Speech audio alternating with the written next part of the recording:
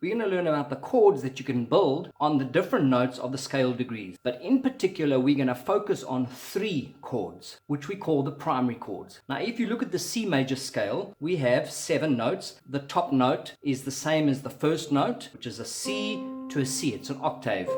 Okay, so essentially we have 8 notes in a scale. Now in each one, what we call scale degrees, we can build a chord. The first chord will be a C chord. Okay, so it's a C major chord, a D minor chord,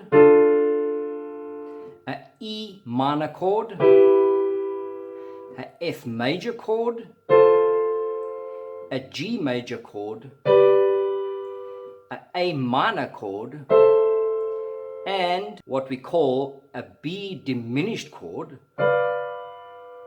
and then we end at the C major chord again at the top. We are going to focus on our 3 primary chords, and the 3 primary chords are built on the 1st degree of the scale, the 4th degree of the scale, and the 5th degree of the scale. So the chords are going to be C,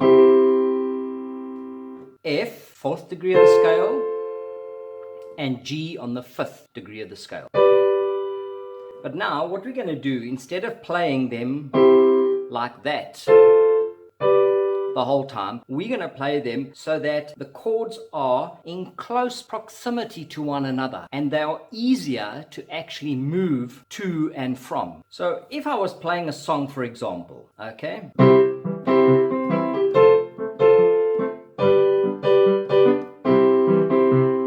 see I'm jumping around quite a lot there. Now, if I play them like this,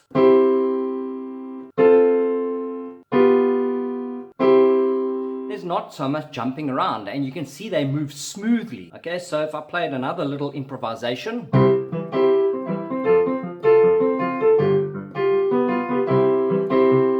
see, that's much better because the chords move smoothly from one to the other. The main thing is I want you to see that this is the root note of the chord. So because the root note is in the bottom of the chord, that's the name of the chord. So obviously this is going to be a C chord.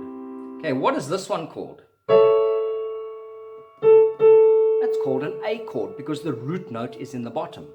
But now, in the way that we want to play our chords, the root note, the name of the chord, is not always going to be in the bottom. For example, now we can't call this a C chord because we've already played the C chord. So what is the name of this chord? With the notes of the F, it's F, A, C. I'm going to play it like this. F, A, C. Okay, now by doing it this way, I'm still playing an F chord, but instead of having to jump across the piano, I simply move my fingers over smoothly. So instead of going to this G chord, which is G, B, D, we're going to play the G chord like this. And I'm going to work from the C. So it's G, B, D, G, B, and D. So there's my G chord. But now we're going to change the G chord to what we call a dominant 7th chord. Now you'll notice in this chord, in this G chord, I'm using the D, okay? But in the dominant 7th, I'm going to replace the D with the F, G7 chord. If I had to play this G7 chord with the D, listen to what happens. It's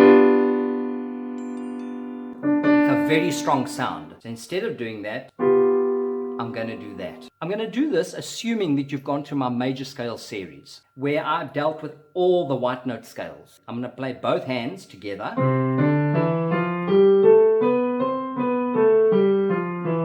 Then after that, I'm going to play the 3 primary chords.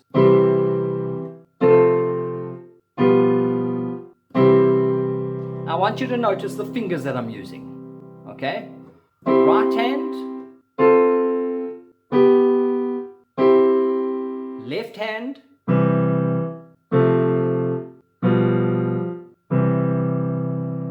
now those same finger patterns I'm going to use in all the scales that I'm going to play. If you can learn those patterns, you'll be able to play the 3 primary chords in any key because you've learnt the pattern.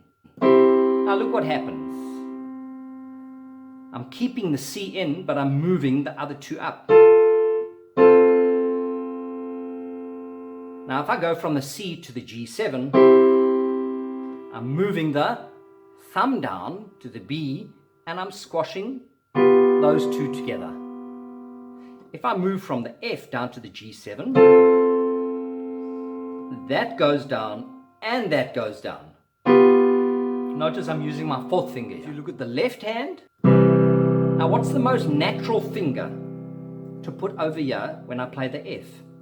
Is it the third or is it the second? It's the second. Don't go and use the third. You don't need to. The most natural finger is the finger that's already there. So if I play the F chord, the second finger goes there, the thumb goes one up. If I go down to the G7, pinky goes one down, thumb comes one down, the F stays. If I go back to the C, I'm going to play pinky, 3, leave the F, and play the G. If you're a complete beginner or just need a refresher on the basics, this piano keyboard guide is for you. This keyboard guide includes 15 major keys, each with its primary chords, resulting in 45 different chord options. Each section in this keyboard guide highlights the main key signature, its defining major scale, and the 3 primary chords, the tonic, the subdominant, and the dominant. All elements are color-coded throughout the guide, featuring a 3-tiered presentation that caters to different learning styles. Each tier is identified by a corresponding icon, making it easier to navigate and understand the material. This icon represents the first tier, which is our notation guide. This icon represents the second tier, which is our pictorial guide. And our last icon is our keyboard guide, showing detailed finger positions for each chord on the piano. The pictorial guide conveniently opens opposite the keyboard guide for easier viewing and reference. This ensures you have all the necessary resources at your fingertips.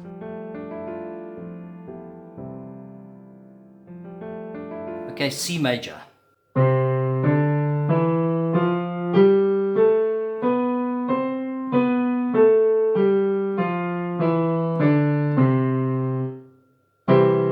C chord,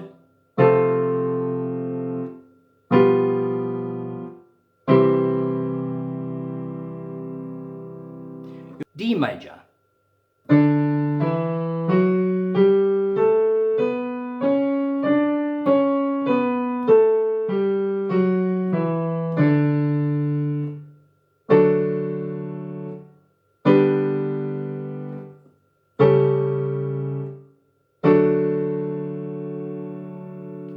E major,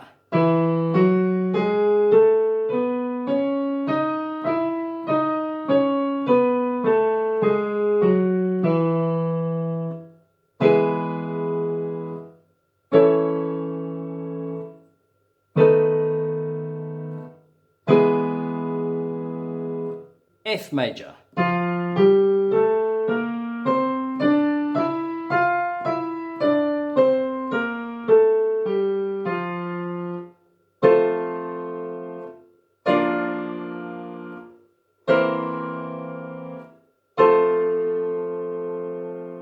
G major,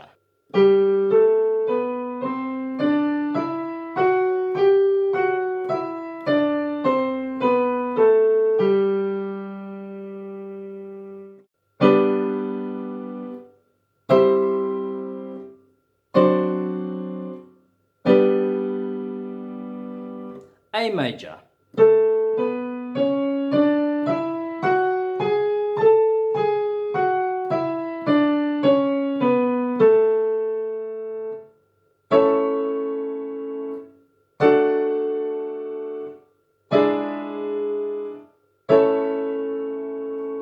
and last one is B major.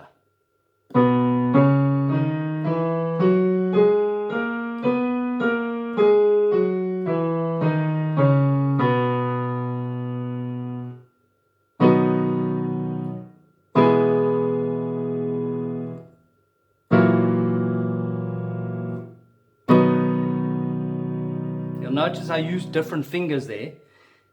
B major sometimes is a little bit difficult with the fingers, so you can play it like that. I normally go like that instead of putting the pinky there.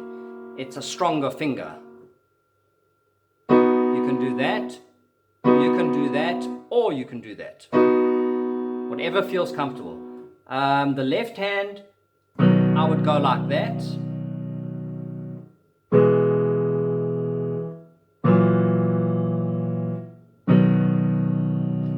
It's awkward to have the thumb on a black key. Simply because the thumb is a much shorter finger. And so the most important thing when using the thumb on any of the black keys or sharps, flats, is to move the whole hand in towards the black key so that the thumb can comfortably reach the sharps or the flats.